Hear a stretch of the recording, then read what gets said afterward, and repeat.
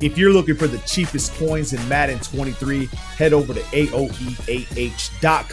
They are fast and reliable. And make sure to use code WOLF for 3% off. Link is in the description. All right, in today's video, I'm going to show you guys base setups for cover 3 that you can be using.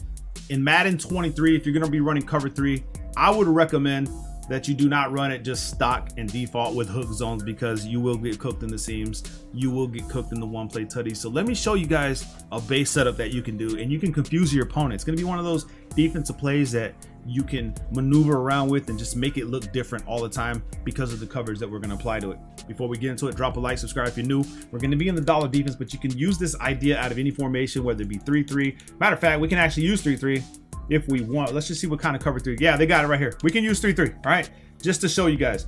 Now, in the members area, we do have the dollar full scheme defense. We have the nickel over full scheme defense breakdowns and stuff for you to use. But let's go ahead and talk about the 3-3 cover 3 drop. Okay, cover 3 drop. As far as personnel goes, you can put safeties in these positions. Right here, I'll go ahead and put Neil. I'll keep we can keep David in there, but we need a better user because of our user, right? That's, I mean, it's pretty self-explanatory. You can go into your personnel, your depth chart, and find safeties. And then over here, we have speed with White. I think he's 92 speed, I would imagine.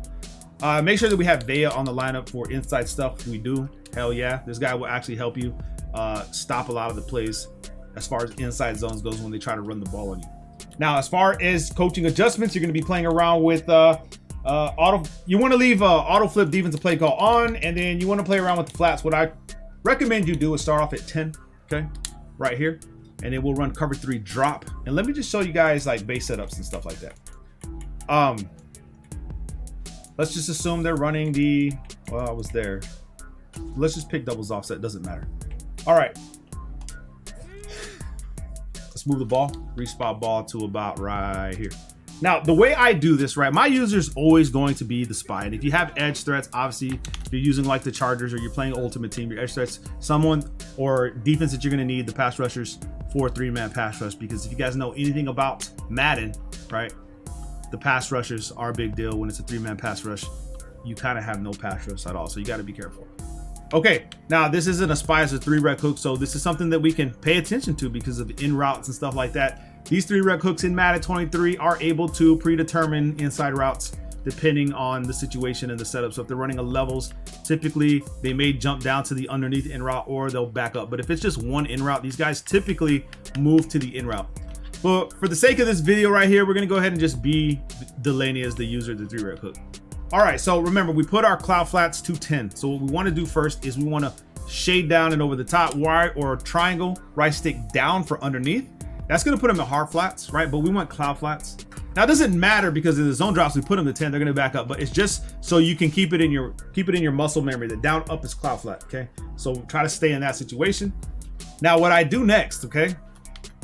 If you think it's cover 3 beaters or whatever, or you think they're going to try to cook you on the outside, you can change these outside thirds by pressing Y triangle, bringing up the assignments, selecting X, which is Dean, and you can put them in the blues. So what I would recommend is you putting them into an outside quarter for now, right?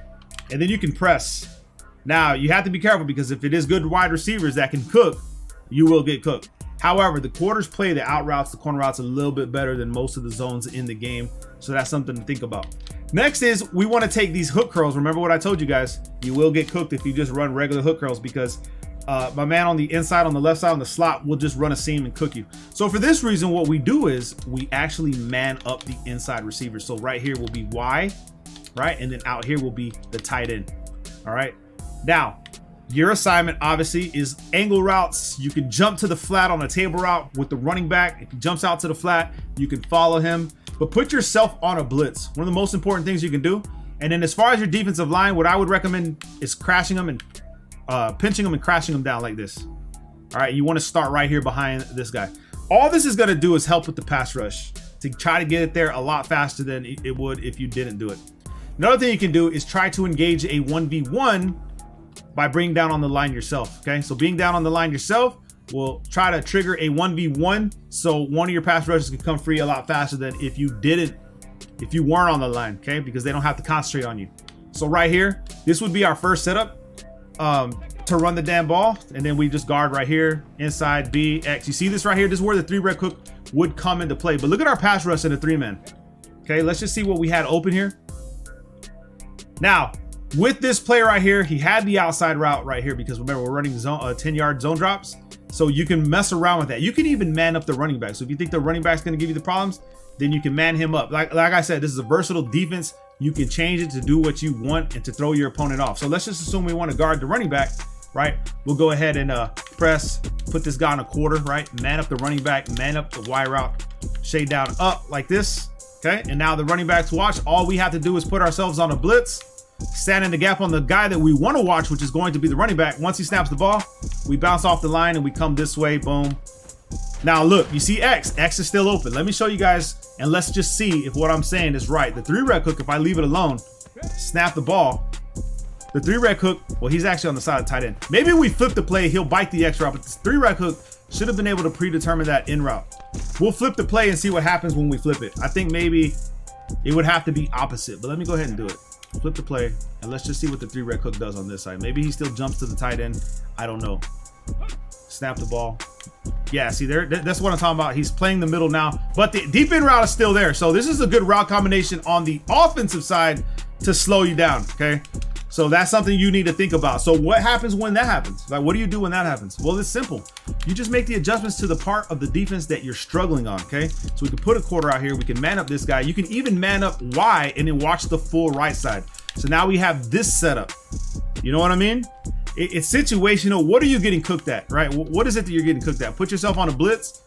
You know that right here, if the tight end goes on a seam, this is where it's going to be open. This is where you're going to have to give up the running back or change your zone drops to 5. You can go hard flats 5, so they slow the running back down, whether they're running a levels, whatever. But you can also shade inside. So now we have this right here. We can guard the tight end. Boom. Gone. Everybody's pretty much locked up besides the running back, and then our 3-man pass rush is kind of getting there, kind of to where we want it to be, where we expect it to be. If we do not make those adjustments, I don't know how long it takes. Let's count. 1, 2, 3, 4, 5, 6, 7, 8. You see what I'm saying? You see what I'm saying? How to make the pass rush even better is to do what I say, okay? Trust, I'm not trying to lie to you guys or sit here and just spill BS to you.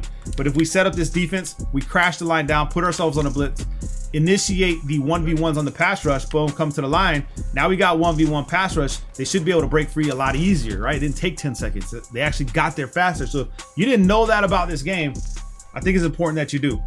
So like I said, the hook curls are going to be your factors in this cover 3. And we don't want to run this cover 3 all the time. We want to blend it in with everything else that we're running, whether it be the LB blitz, where you pinch these guys, bring them in, and stuff like that, where you watch this guy and just wait, see what the blitz does.